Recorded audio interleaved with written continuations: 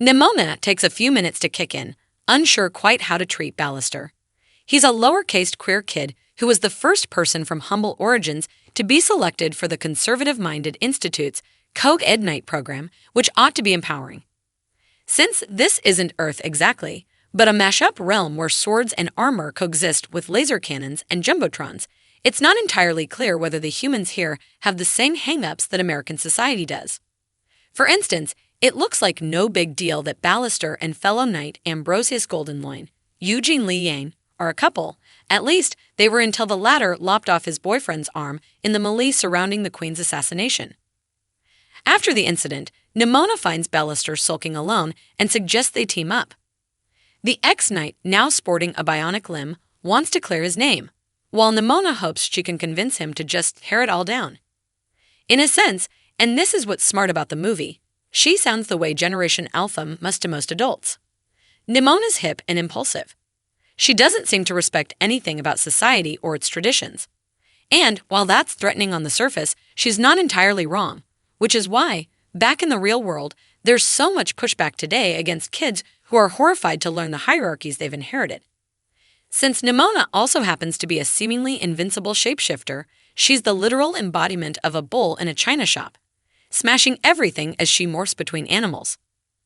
Ballister's relatively lame by comparison, and while it's cool that he's gay, the movie doesn't know how to deal with his ex being top soldier to the Institute's conniving headmistress, Frances Conroy. The rest is surprisingly, even distressingly, predictable, but the film's humor and heart are in the right place.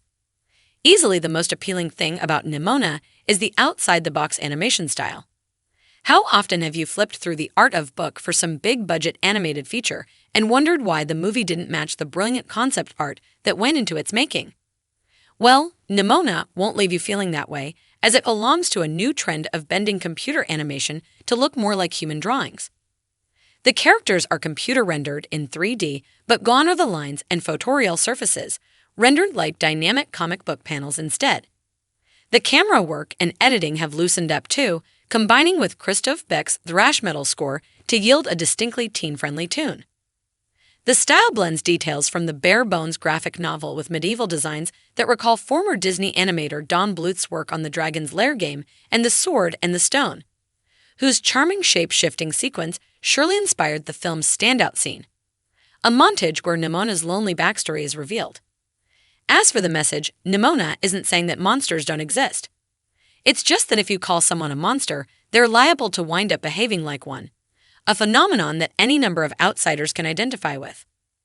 Stevenson's lightning bolt breakthrough came in demolishing the fairy tale tropes, and screenwriters Robert L. Baird and Lloyd Taylor build on that impulse, recognizing that most people find Maleficent far more interesting than Sleeping Beauty.